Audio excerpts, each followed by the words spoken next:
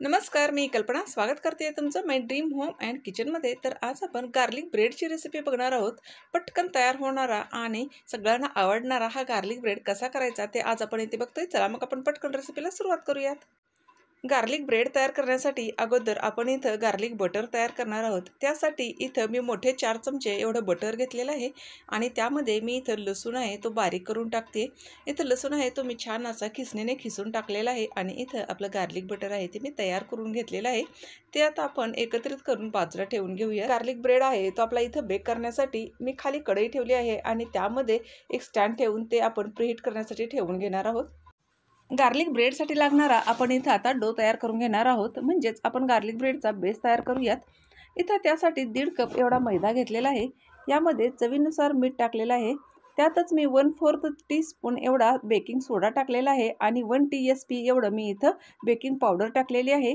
इथं मी टाकलेलं आहे पिझ्झाचं ओरेगन असतो किंवा पिझ्झा सीझनिंग आणि यातच आपण गार्लिक ब्रेड तयार करतोय त्यामुळं छान असा लसूण आहे तो 4 ते 5 पाकळ्या होईल एवढा बारीक करून टाकलेला आहे आणि सगळं मिश्रण मी हाताने कोरडं करून घेतलेलं आहे। इथं मी पाव कप एवढं दही घेतलेलं आहे आणि थोडं थोडं करून यामध्ये मी दही टाकून हे पीठ आहे ते छान असं मळून घेणार आहे। इथं तुम्ही बघू शकता थोडं थोडं टाकून मी पीठ आहे ते इथं मळलेलं आहे आणि आपल्याला इथं हातामध्ये पिठाचा गोळा होईल इथपर्यंत हे पीठ आहे त्यामध्ये दही टाकून घ्यायचं आहे आणि मळून घ्यायचं आहे। इथे 2 चमचे एवढं दही आहे ते शिल्लक राहिलेलं आहे। आता या पिठामध्ये थोडंसं पाणी टाकून हे पीठ आहे ते आपल्याला छान असं मळून घ्यायचं आहे। इथं खूप घट्ट नाही किंवा खूप पातळ नाही असं आपल्याला हे पीठ मळायचं आहे। हे पीठ आहे ते थोडंसं घट्ट असं ठेवायचं आहे आणि तुम्ही इथं बघू शकता छान असं पीठ आहे ते मी इथं मळून घेतलेलं आहे आणि इथं 1 ते 2 मिनिटापर्यंत छान असं हे पीठ आहे ते मळून घ्यायचं आहे। इथं तुम्ही बघू शकता 1-2 मिनिटापर्यंत पीठ हे मी मळून घेतलेलं आहे आणि इथं आतमध्ये पिठाला छान अशी जाळी आलेली आहे।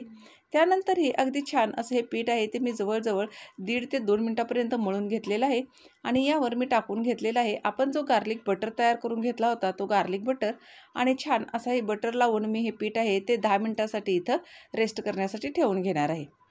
आता इकडं आपला ब्रेड आहे तो तयार करण्यासाठी मी एक चाळणी घेतलेली आहे आणि त्याला थोडंसं तेल लावून त्यामध्ये बटर पेपर टाकून घेतलेलं आहे आणि हे आपण बेकिंगसाठी बाजूला ठेवून घेणार आहोत।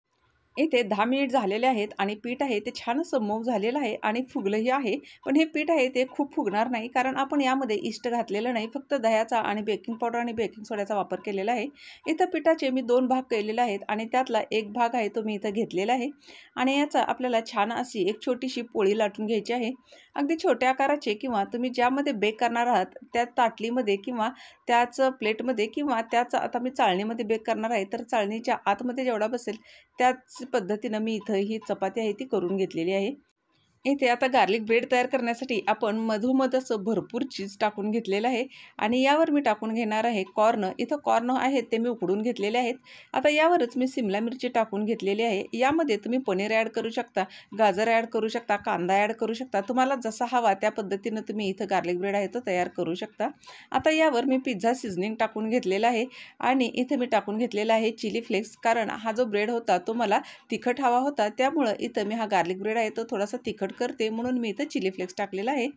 आता आपल्याला या गार्लिक ब्रेडच्या चारी बाजूनी छान असं पाणी लावून घ्यायचं आहे, म्हणजे हा गार्लिक ब्रेड आहे तो जेव्हा आपण तयार करतो त्यावेळेला किंवा बेक करतो त्यावेळेला आतमध्ये तो फुटणार नाही किंवा त्यातून चीज बाहेर येणार नाही आणि छान असा गार्लिक ब्रेड आहे तो मी इथं पॅक करून घेणार आहे। इथे तुम्ही बघू शकताय छान असा आपला हा गार्लिक ब्रेड आहे तो आपल्याला इथं पॅक करून घ्यायचा आहे की जेणेकरून आतलं जे चीज आहे ते बाहेर अजिबात येणार नाही।